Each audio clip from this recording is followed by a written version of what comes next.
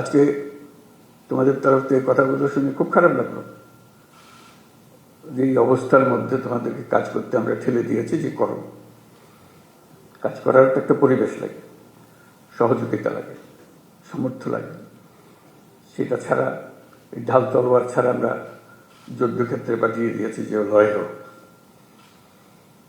সেই জিনিসটা আমি অবশ্যই পরপরই এটা নিয়ে বৈঠক করবো, সমাধান করতে পারবো যাই না, কোনো জিনিস সমাধান করতে বড় কঠিন জিনিস হয়ে যায়, কিন্তু চেষ্টা করবো যে কি করা যায়। যদি ব্যর্থ হই মনে করে যে আমি চেষ্টা করেছিলাম কিন্তু ব্যর্থ হয়েছে, চেষ্টার অভাবে ব্যর্থ হয়নি।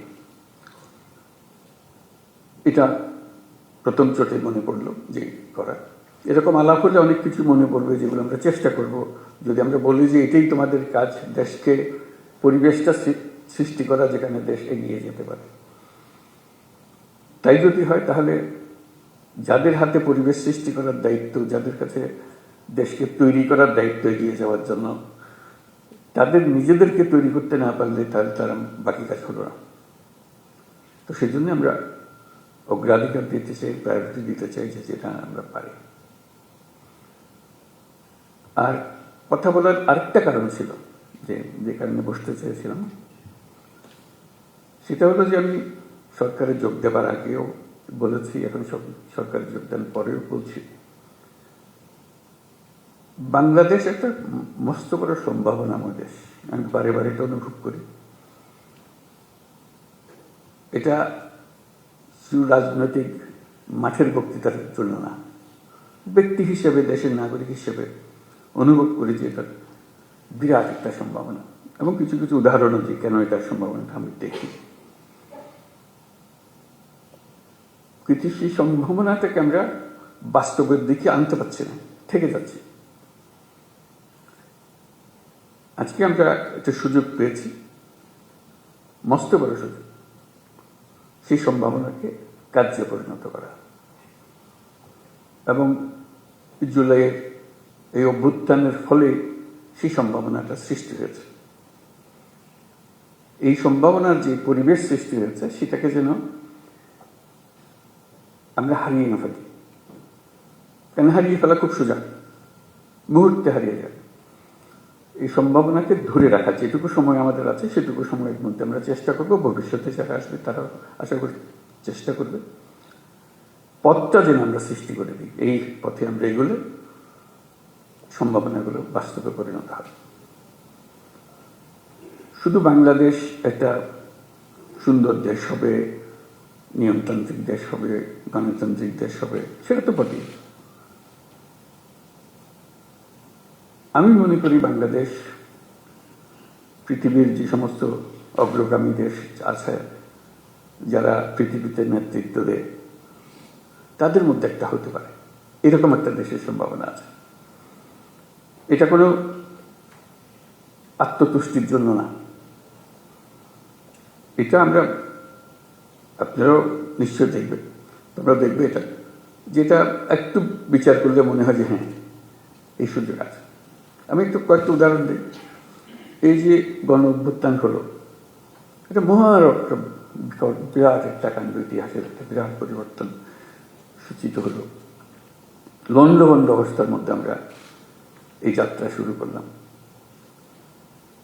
সারা দুনিয়ার যত দেশ আছে সবাই আমাদেরকে সমর্থন করলো। শুধু মিনমিনে সমর্থন না, আচ্ছা আচ্ছা ঠিক আছে করো, ওরকম না, উৎসাহ করে এসে আসলো। তারা যেরকম মনে করেছে যে হ্যাঁ এই দেশ যদি উঠে দাঁড়াতে পারে সেটা ভালো সঙ্গী হবে সবাই। আমাদের উপরে তারা ভরসা করেছে, যেরকম আমরা নিজেদের উপরে সে ভরসা আনতে চাই। আমাদের সে ভরসা অনেক সময় হারিয়ে যায়, যে মনে হয় যে না কি হবে, এই তো 2 দিন পরে আবার সব পাল্টে যাবে, কয়দিন থাকবে এটা দেখি আমরা। এটা প্রশ্নবোধক নিয়ে অগ্রসর। আমি যেটা বলার চেষ্টা করছি যে প্রশ্নগুলো সরিয়ে দেওয়া, আমাদের কোনো প্রশ্ন নেই, আমরা এটা করবোই, আমরা করার সামর্থ্য আছে আমাদের। এই যে নতুন করে আমাদের যাত্রা শুরু হলো, এটা একটা মস্ত বড় সুযোগ। এই সুযোগটার উপরে আমি আন্ডারলাইন করছি, এই সুযোগটা যেন আমরা হারিয়ে না ফেলি। এটা শুধু মুখে বললে তো হবে না, সেটা ওই যে আজকের যে আলোচনা হচ্ছে সেটার মাধ্যমে ওটা করতে হবে, যে সুযোগগুলো সৃষ্টির জন্য তারও একটা পরিবেশ লাগে, সেই পরিবেশটা সৃষ্টি করা। তো সেখানে পুলিশ বাহিনী একটা মস্ত বড় ভূমিকা পালন করে। ওই যে বললাম, আইন ও শৃঙ্খলা। আইনটা যদি আমরা সঠিকভাবে প্রয়োগ করতে পারি, শৃঙ্খলা যদি প্রতিষ্ঠিত করতে পারি, তাহলে যে কোনো যুদ্ধ জয় সম্ভব। এই যে এগিয়ে যাওয়ার যে যুদ্ধ লড়াই, যেটা এটা আনন্দের লড়াই, এটা কোনো কষ্টের লড়াই না। যত এগিয়ে যায় তত ফুর্তি লাগে, নিজের কাছে ফুর্তি লাগে, নিজের ছেলে মেয়েদের সঙ্গে কথা বলতে ফুর্তি লাগে যে আমরা একটা কাজ করছি, তারা দেখছে, তারা উদ্বুদ্ধ হচ্ছে, এবং নিজের তুষ্টি হচ্ছে যে আমি একটা এমন ভূমিকায় আছি যে ভূমিকায় দেশে একটা পরিবর্তন হবে। আমরা নতুন বাংলাদেশ বলে শব্দটা বলি সবসময়, নতুন বাংলাদেশ, এটা কথার কথা না। এটা নতুন বাংলাদেশ আমরা এই জন্য বলি যে পুরনো বাংলাদেশ হচ্ছে অন্ধকার যুগ, আমাদের ভয়ঙ্কর একটা যুগ। সেই ভয়ঙ্কর দিন থেকে আমরা সুন্দর ঝলমলে একটা দিন আসতে চাই, সেটা হলো নতুন বাংলাদেশ। পুলিশ বাহিনীরও মুশকিল হলো ওই অন্ধকার যুগের তারা অ্যাক্টিভ পার্টিসিপেন্ট ছিল, নিজের ইচ্ছায় না, সরকারি কাজ করতে হয়, কাজে কাজ করেছে, আমরা কাজ করছি, আমাদের হুকুম পেয়েছে, করেছে, করতে করতে আমরা ওরকম চিন্তাতে পড়ে গেছি। কাজে নতুন বাংলাদেশ সৃষ্টি করার জন্য তোমাদেরকে ওই চিন্তার থেকে বেরিয়ে আসতে হবে যে না, আমরা নতুন বাংলাদেশ সৃষ্টি করবো। আমাদেরকে অনেক দোষ দেয়, আমরা দেখিয়ে দেবো মানুষ খারাপ না, আমরা খারাপ মানুষের পাল্লায় করেছিলাম, আমরা সে খারাপ মানুষ থেকে বের হয়ে এসেছি, আমরা ভালো মানুষ, আমরা দেখো কি করতে পারি। সেই দৃঢ় চিন্তাটা মাথার ভিতরে রাখতে হবে যে আমরা একটু দেখিয়ে ছাড়বো। আমাদেরকে সবাই গালিগালাজ করে, মন্দ বলে, আমাদের কাজের মাধ্যমে আমরা দেখাবো যে আমাদের হাত দিয়েই এই নতুন বাংলাদেশ সৃষ্টি হবে। আমরা একটা তাতে বড় রকমের ভূমিকা পালন করব, কারণ আমাদের কাছেই রয়েছে আইন এবং শৃঙ্খলা। এইটা আমরা প্রতিষ্ঠা করব। এটা প্রতিষ্ঠিত করতে পারলেই ওই এনভায়রনমেন্টটা সৃষ্টি হয় যেখান থেকে এটা উড়ান দেবে। দেশটা উড়ান দিতে হলে তার একটা মোমেন্টাম জেনারেট করতে হয়। এই মোমেন্টাম জেনারেট করার জন্যই হলো এটা, যে আমাদের আইন এবং শৃঙ্খলাটাকে প্রতিষ্ঠিত করা। মুখের কথা না, মানুষ দেখলেই, পুলিশ দেখলে মানুষ আশ্রয় পায়, এখন পুলিশ দেখলে ভয় পায়, কি আমাদের খ্রিস্টের মধ্যে আটকে হলো, একটা ভয়ঙ্কর একটা ক্যারেক্টার। পুলিশ হলো বন্ধু, এটাই হলো, কারণ আমি আইনের পক্ষের মানুষ, আমি আইন প্রতিষ্ঠা করার মানুষ, আইন হলো আমাদের সবার আশ্রয়। তো পুলিশ হলো সে আশ্রয় দাতা, যে আমি আইনের আশ্রয় নিয়ে আসছি, আইন আপনাকে সুরক্ষা দেবে। এটা যদি আমরা এই ইমেজটা যদি প্রতিষ্ঠিত করতে পারি, অতীতের সব কথা মানুষ বলে যাব। কাজে এটা নিয়ে কান্নাকাটি করে কোনো লাভ নাই, কারণ সেইটা আমরা বদলাতে পারবো না। সেই 16 বছরের ইতিহাসে আমরা বদলাতে পারবো না। সেই 16 বছরের কালিমা আমার সারা গায়ে মাখা আছে, আমি রাতারাতি পাল্টাতে পারবো না। এটা মানুষ হিসেবে আমি আমার কর্তব্য নির্ধারণ করতে পারি, আমি আমার সম্পূর্ণ নতুন ভাবমূর্তি আমি প্রতিষ্ঠা করতে পারি। এবং যে সরকার তোমাদের নিয়ে কাজ করছে, সেই সরকারের ইচ্ছা যে তোমরা সেই ভাবমূর্তিতে চলে আসো, যাতে করে সবাই, দুনিয়া সবাই দেখে, মানুষ, দেশের মানুষও দেখে আমরা শুধু পুলিশ বাহিনী না, আমরা নতুন বাংলাদেশের পুলিশ বাহিনী। এই ক্যারেক্টারটা জন্য দেখলে মনে হয় যে না, এই লোকটা, এই পুলিশটা নতুন বাংলাদেশের পুলিশ। তোমার কাজে কর্মে তখন মানুষ অতীত ভুলে যাবে, মাফ করে দেবে, যা আমাদের সবাইকে ভুক্তভোগী হতে হয়েছে, সেটার কারণে তাদেরকে সেই ভূমিকা পালন করতে হয়েছে। এখন সুযোগ পেয়েছে, তারা নিজের চরিত্র নিজের ভাবে উন্মোচন করেছে যে আমি নতুন বাংলাদেশের পুলিশ।